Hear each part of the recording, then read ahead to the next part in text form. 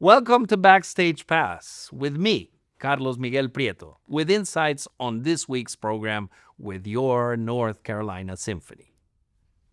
So we have a very special pairing in this program, and very unusual.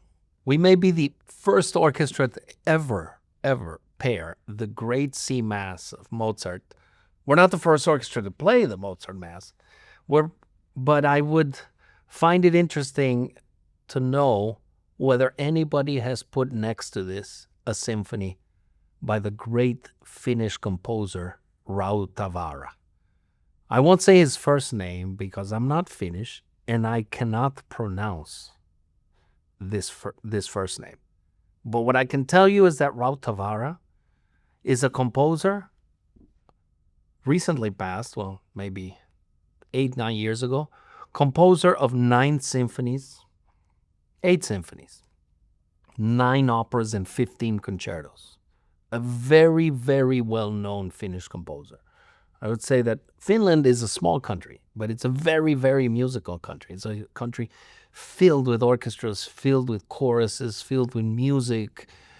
And the presence of Rautavaara was the biggest presence of the last century. His stature is huge, and he is really a household name in Finland, and became famous in the U.S. because of his series called the Angel Series. So he wrote a series of works based on the idea of angels.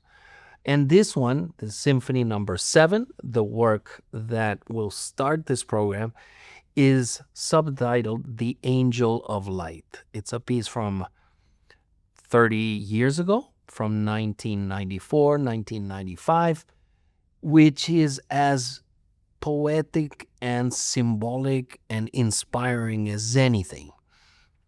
And why do I pair it with Mozart, you will ask me? Well, because for me, this Mass by Mozart, which really is a solemn, beautiful piece, has that incredible connection with the other world.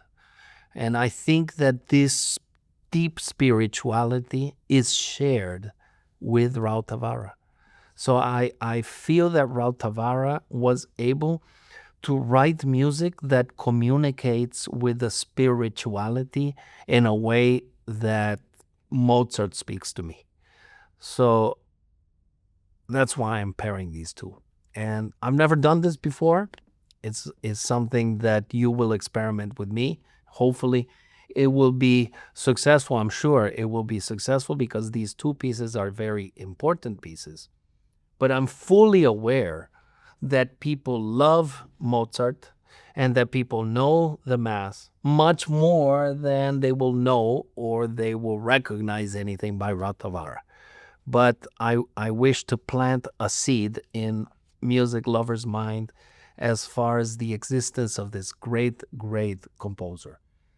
The symphony is a great experience to listen to. It's not difficult music. Sometimes we have an idea that music written towards the end of the 20th century is very complicated and it doesn't make any sense to listen to it as a first hearing. Well, this rest assured, you will like this experience. The depth of the music is very special, and I think it will resonate. The Mozart of the great C minor Mass is the, let's say, most happy Mozart or most confident Mozart. Mozart was from Salzburg. I think this is a very well-known fact. And Salzburg today is a huge tourist destination. People visit it. People love it. It has a great festival. But for Mozart, Salzburg was actually a very unsatisfactory place. He wasn't happy there. He lived there until his marriage. The year that he marries, he decides to move to Vienna. And Vienna is a complete change of world for him. It always is interesting to me how the period before and after the French Revolution, remind you of the French Revolutions from 1789, how fruitful this period is. how much music that we love today was written in the last 2 decades of the 18th century and the beginning of the 19th century. Just in this season, we already have talked about a dozen works from this period. We cannot ignore the importance of the sacred music of Mozart and the importance of this solemn work from the greatest time of Mozart's life. And you will think, okay, maybe the great time of Mozart's life, he was, I don't know how old you want to imagine, but I want to just for you to think how old Mozart would have been when he wrote this already very mature, hour-long, deep symphonic work. Imagine. 24. Okay? So I want you to tell me who around us at 24 not only has the situation, the ability to do such an amazing artistic achievement at such a young age. Of course, we can't compare the world of today to that world. But we have to understand that Mozart was a great composer and was a great musician, not only because of his huge talent, but the circumstance that he lived. He lived in a country where music was breathed all around him, where being a musician was a way out of a life that was not very pleasant. But Mozart also had many, many challenges. His father was a very, very difficult man who almost took advantage of the talent of his son. And only after he gets away from the figure of his father, gets married and gets to Vienna, is where Mozart starts to find this wonderful independence, where he will start writing pieces like the great last 3 symphonies and some of the mature works, such as the Magic Flute, such as the Clarinet Concerto, such as the incredible Clarinet Quintet.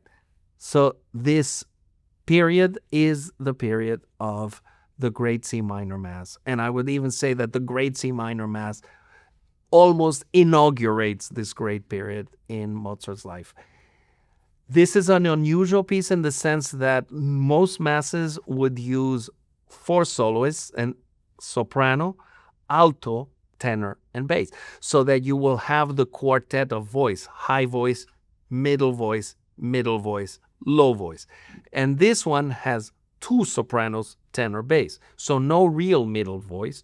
And something in Mozart's mind told him, well, I need 2 different contrasting high voices, so 2 different sopranos, 1 tenor, and 1 bass. So in that sense, it is an unusual piece. The Great C Minor Mass is an amazing experience to conduct, an amazing experience to sing. I wish I could sing.